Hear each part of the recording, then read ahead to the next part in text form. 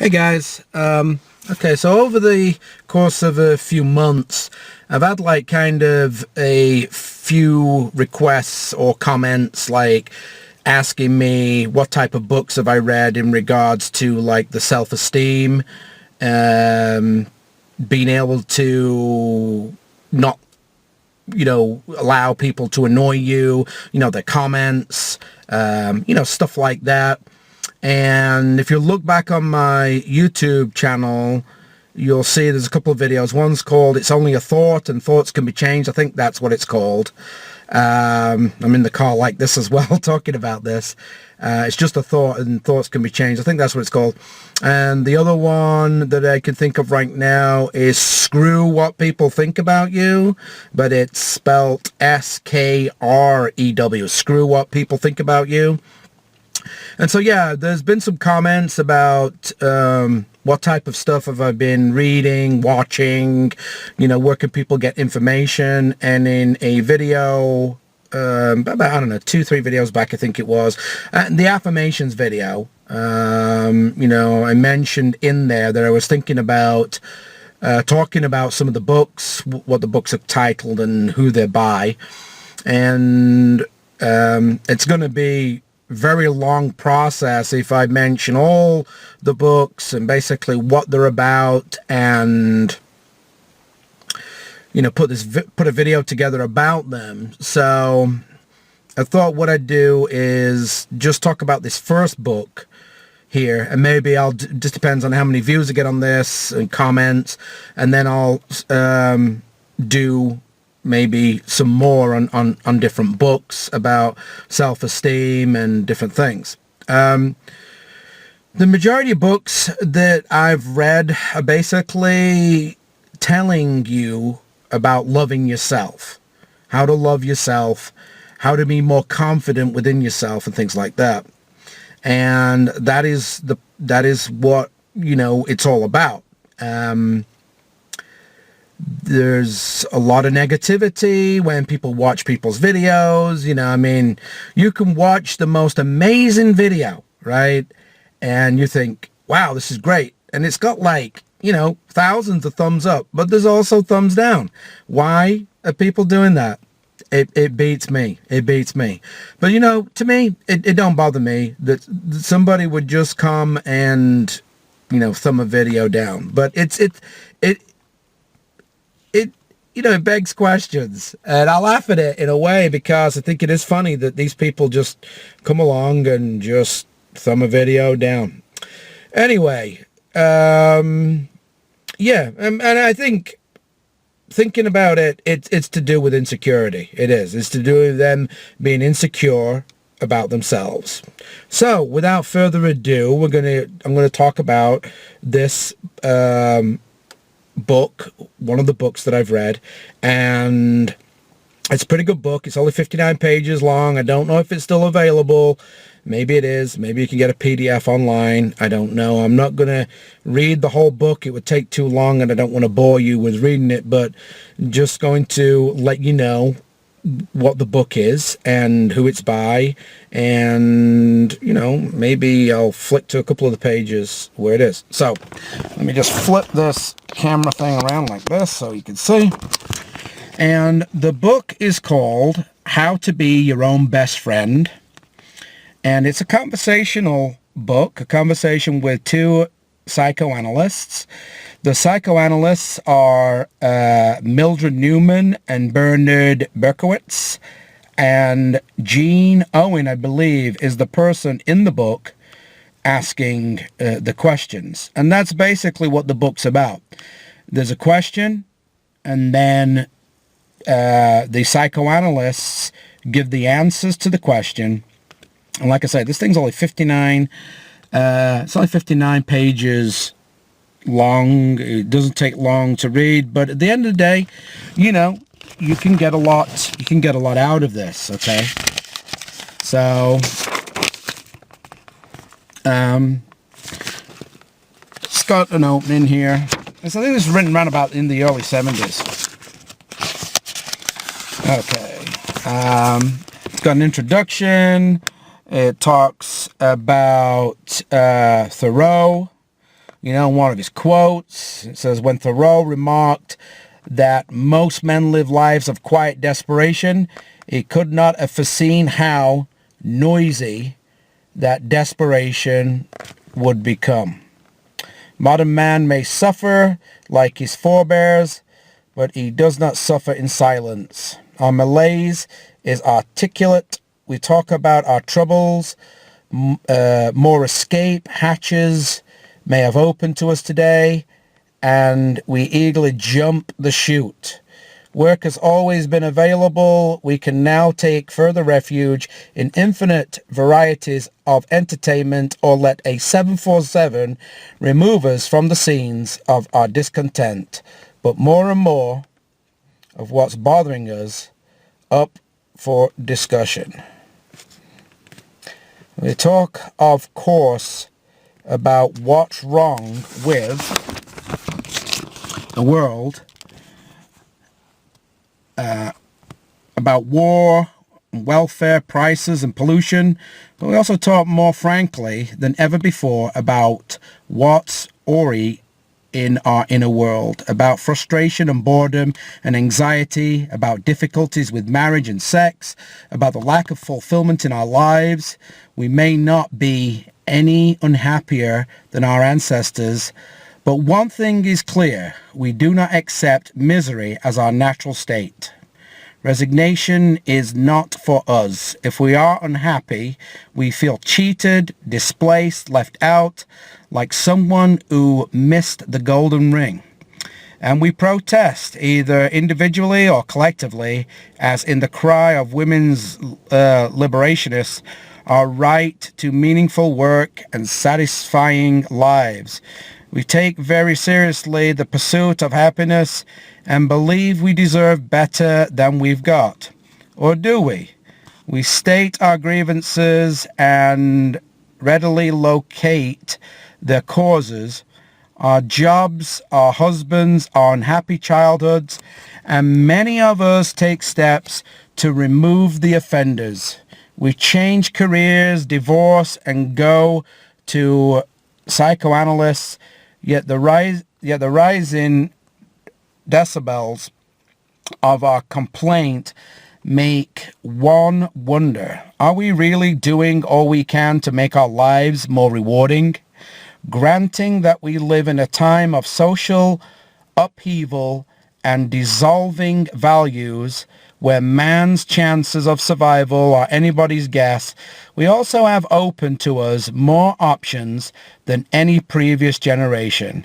To put it mildly, we don't seem to be making the most of them. Why don't we, and how can we?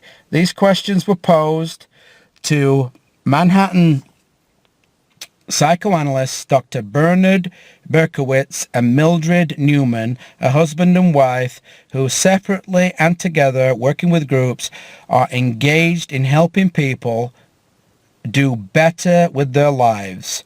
Our probing conversations follow. Oops. Okay. So like I say, this is conversations, and just to give you an example, of one question and answer. So people say they want to be happy, yet real happiness seems like the impossible dream. Everyone reaches for it so desperately, but for many of us, it never seems to come any closer. What are we doing wrong? Why are so many people dissatisfied in so many ways? Is it the times we live in? Do we expect too much? Do we want the wrong things? And the answer to this is, well, it's not as bad as all that. There are plenty of people who are having a wonderful time with their lives. They are living to the hilt and love every minute of it.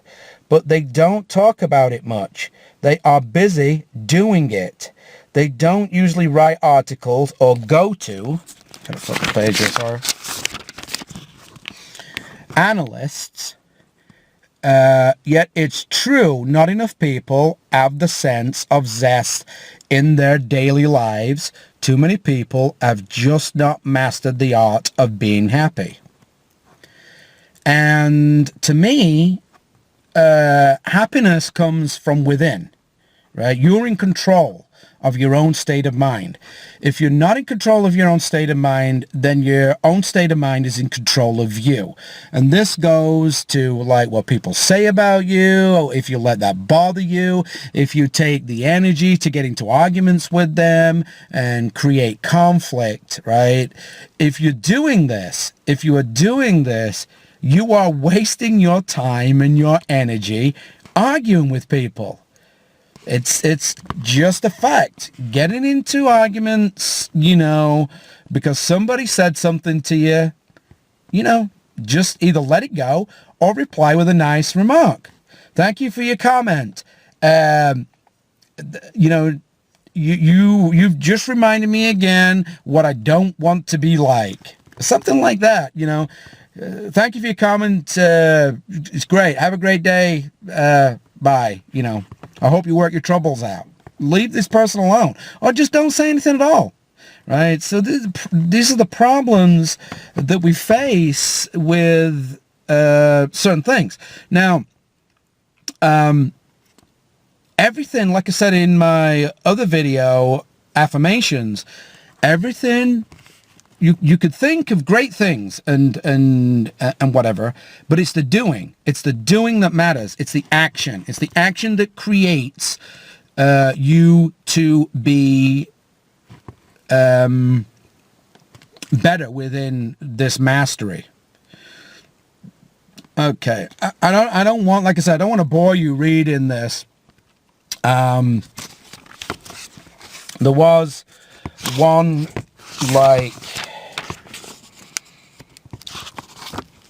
question in here that, and there's great. Okay. Here it is. I'm going to end with this. So the question is, after this is like 57 pages into the book. Like I say, it's only 59 pages long. The question is, if we can do all this, if we understand all of these things, and because there's a lot of questions that they ask, and there's a lot of answers to those questions, and I think the answers are valid to the questions. So it says, if we can do all this, if we can understand all these things, will it really make such a difference in our lives? And the answer they give is, if we can learn to love and nurture ourselves, we will find ourselves richer than we ever imagined. We will still be beset by real problems and suffer real defeats. Life is not a picnic or a rose garden, right? It's true. There are ups and downs in lives. There are things that happen, things that happen that are beyond your control, things that you cannot, do anything about. You could buy a brand new car and it can break down as soon as you drive it off the lot, right? That becomes a problem. You just spent a chunk of money and you want a vehicle that works. Or you can buy a second-hand car and that can do the same thing, all right? Life is not a picnic or a rose garden. The world is not run for our benefit. There is no escaping the human condition, which involves pain and difficulty and loss. But we can bring everything we have to bear on the challenges life presents and make the very most of what it offers us. If we liberate ourselves from our fantasies and learn where our real resources lie, a whole world is waiting to be explored.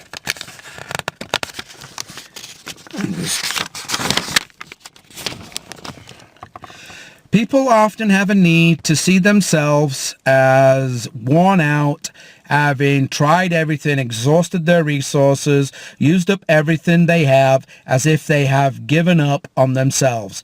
Yet when we begin to make available to ourselves our own possibilities, it is like drilling a well to an untapped energy reserve, like finding a bank account we haven't yet used.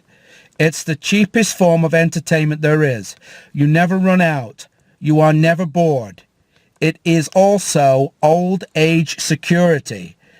When Bernard Burson, the art critic, was almost 90, said, "I would willingly stand at the street corners, hat in hand, begging passers-by to drop their unused minutes into it." He never lost his capacity for enjoying each moment to the full. You can say, well, he was an exceptional man, but we can all do it. You as a person, as an individual, you have strengths and weaknesses. It's finding what your strengths are, and it's putting those to use and creating your life to the benefit of that. This is a great book. Lots of questions and answers. It's not just a book of somebody, you know, writing fluff and whatever. Somebody sat down with these two people, asked them questions, and they give the answers. And, you know, I wholeheartedly believe, you know, and accept what these people are saying. You know, do one question, one more answer, and then that's it. It sounds like the secret of living. I wish I could believe we can all learn to live like that. And the answer is, there is no question that we can. I have seen so many people do it, really come to life. We can all help ourselves to change, to grow, to become the person it is in us to be. We can learn to be our own best friend. If we do, we have a friend for life. We can buoy ourselves up, give ourselves comfort and sustenance the times when there is no one else. We are our best source of encouragement and good advice. We are all accustomed to waiting for someone to give us a kind word, but we really have available to ourselves many kind words. And this is the thing. And I'm going to end it on this. This is the thing. It doesn't matter what somebody thinks about something. It doesn't matter. It's what you think about it. When you do something, if you think it's great and fantastic, right? Give yourself a tap on the shoulder, a pat on the back, whatever, a kudos. You know, you did great there. That's fantastic. You know, give yourself that attaboy. It doesn't matter what anybody else says, right? Because what matters is you. What matters is what you think about it, what you think about yourself, what you did. And so, yeah, I'm going to end it on that. I may do another one. So this is how to be your own best friend. And like I say, it's a conversation with two psychoanalysts, Mildred Newman and Bernard Berkowitz. And the person asking the questions, I believe, is Gene Owen. It's an old book. It may still be available. It's a good book. I like it. And there is actually a part in here where they talk about somebody's client or something coming to see them and they're a changed person. So anyway, that's it. I hope you enjoyed this. If you want more content like this, if you want me to do a few more book reviews on other things that I've read, this is a great book. Let me know in the comments section below. Don't forget to like and share this. And yeah, give me your feedback. And that's all I've got for now. And thank you for taking the time for watching and listening to this. And have a great day. And like I say, you are your own best friend. There's only you that can do it. And it's entirely up to you, because at the end of the day, that's all you've got. You cannot rely on other people all the way through your life. You know, sometimes people are going to be there, sometimes they're not. And you've only got yourself to rely on. So, all right, peace, be well, and wait for the next video. Bye for now.